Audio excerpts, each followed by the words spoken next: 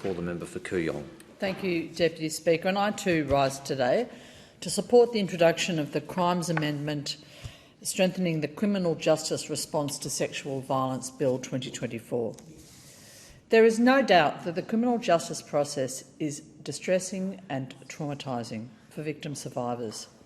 From the very outset, it is a process that is challenging for victim survivors to trust, especially given the common and unfortunately largely accurate perception that the criminal justice system is ineffective at prosecuting sexual offences.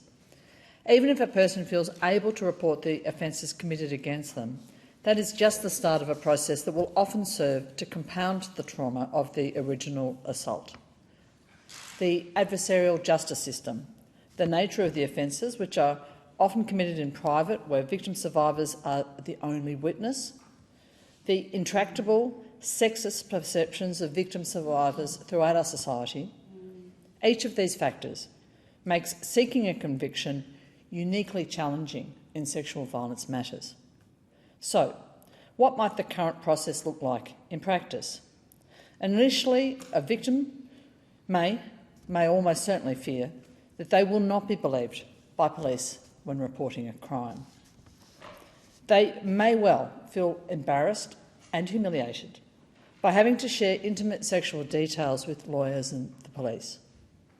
Then, if the case does proceed to court, they will face an examination in chief in which they will have to retell traumatising details of the assault.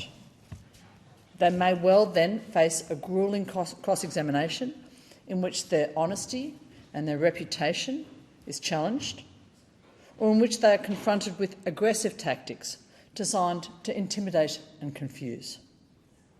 They may fear retribution from the perpetrator while the trauma of the trial is ongoing. They may be worried that they'll be shamed in front of friends or their family. The fact is that victim survivors face different challenges in court, which severely complicate their access to justice. Their needs are different to victims of other crimes, in that the harms of continuing a prosecution may substantially outweigh the potential for a conviction. As a society, we must do what we can to eliminate, or at least minimise, the traumatising impact of our legal processes on victim survivors. We must always keep them front of mind. To that end, I commend the government's efforts to improve the experience of victims and survivors of sexual violence by asking the Australian Law Reform Commission, the ALRC, to lead an inquiry into how our justice system responds to and deals with sexual violence. The creation of an expert advisory group is also a welcome development. This will help ensure that the lived experience of victims and survivors will inform the ALRC's work. Hopefully this group will also inform their final recommendations. But it is with sadness and frustration that I note that there are still outstanding recommendations from the 2017 final report of the Royal Commission into Institutional Responses to Child Sexual Abuse. That 5-year inquiry produced a 17-volume report with over 400 recommendations at a cost of nearly $350 million. It highlighted the failings of our institutions to keep our children safe, the culture of secrecy and cover-up that was allowed to persist for decades, and it exposed the devastating and persisting effects that child sexual abuse can have throughout the lifetime of an affected individual. So why is it that we are still in the process of implementing those recommendations more than 6 years later? As a new Member of Parliament, or a relatively new Member of Parliament, I am constantly shocked and dismayed by the number of recommendations made by experts through numerous inquiries from Royal Commissions down, which are never acted upon. We know what to do. The experts have told us what to do. We just need to do it.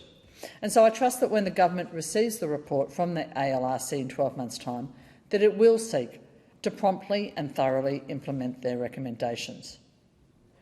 Today's bill is not just about protecting vulnerable victim survivors. It does take a step towards that. but is also about achieving just outcomes. The enhanced protections in the bill include making evidence about sexual reputation inadmissible for all victims and survivors of child sexual abuse, and placing greater restrictions upon evidence relating to a person's sexual experience. This kind of evidence can be traumatic to victims to give, and it's often a vehicle for victim blaming.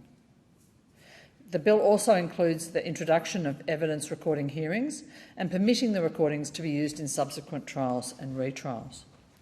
It's very important that victim survivors are no longer to be forced to go through these processes again and again.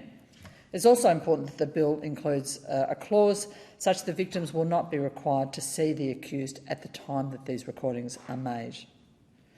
The bill clarifies that victim survivors are free to publish self-identifying information or to give their informed consent to others to publish that information if they so wish. And it's important because each of these protections will go some way towards minimising the harms associated with the prosecution of sexual violence. But, Deputy Speaker, we still have a long way to go. I take this opportunity to thank the numerous organisations that consulted with the government about this important bill, and I note that in the main they are supportive of the changes that it introduces. I commend the bill to the House.